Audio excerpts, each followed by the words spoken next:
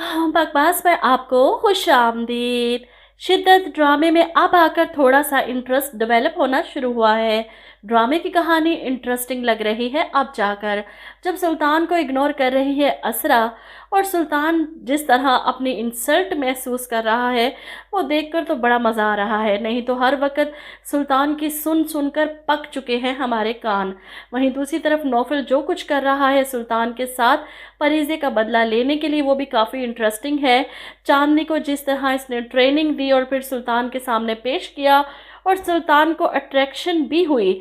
अब आगे चांदी से मिलने की ख्वाहिश का इजहार भी करेगा वो सुल्तान। और यहाँ पर फरीज़े परेशान है कि नौफल ये कुछ ज़्यादा हो जाएगा।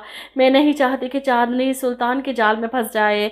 ऐसे में नौफल पूछता है कि सुल्तान में ऐसा है क्या जो लड़कियां इसकी तरफ अट्रैक्ट हो जाती हैं।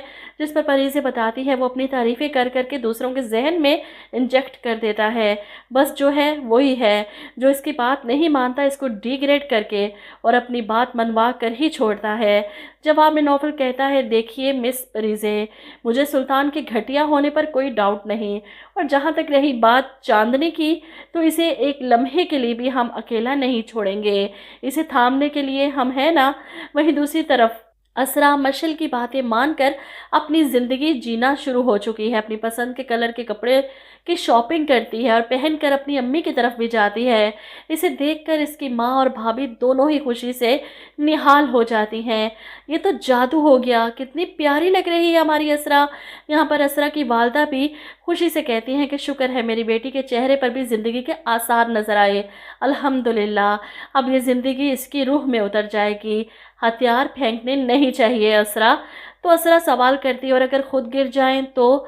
जिस पर इसकी माँ समझाती है, तो बहुत हिम्मत नहीं हारनी, लड़ना चाहिए, मैदान छोड़कर नहीं भागना चाहिए। अपनी माँ और भाभी के चेहरे की खुशी और इनकी बातें असरा को एक नई हिम्मत देती हैं।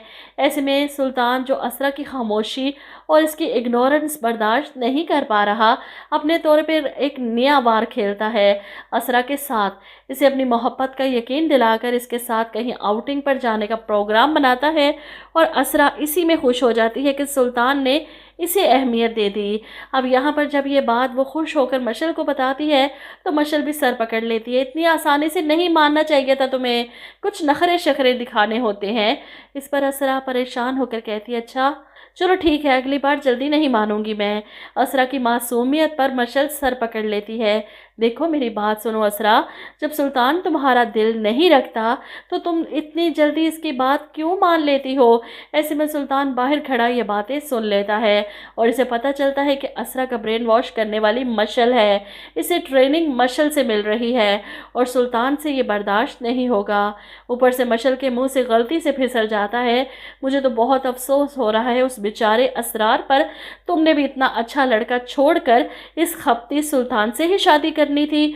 सुल्तान जिसने आज तक हर लड़की के मुंह से सिर्फ अपने लिए तारीफ सुनी है, वो ये कैसे बर्दाश्त करेगा कि मशल इसकी बीवी के सामने इसकी बुराइयां करे? असरा तो घबरा जाती है, मशल को खामोश करवाती है। आहिस्ता बोलो, कोई सुन लेगा तो खामखा बात बढ़ जाएगी। लेकिन बात तो अब सुल्तान बढ़ाएगा। इसके दिमाग में जो बात आ जाए वो कभी निकल ही नहीं सकती। सबसे पहले तो इस मशल से बदला लेगा। इसके शोहर जुनेद को इतना भड़काएगा इसकी बीवी के खिलाफ, इन दोनों की आपस में क्लैश करवाएगा, लड़ाई झगड़े शुरू हो जाएंगे, और फिर सुल्तान को सुकून मिलेगा। मशल को बताएगा कि सुल्तान के खिलाफ जाने वाले का यही हाल होता है। असरा को तो वह ऐसे ही लपेट कर नुकरे लगाएगा कि इसे समझ ही नहीं आएगी कि इसके साथ हुआ क्या, क्योंकि सुल्तान की तो नेचर ही ऐसी है।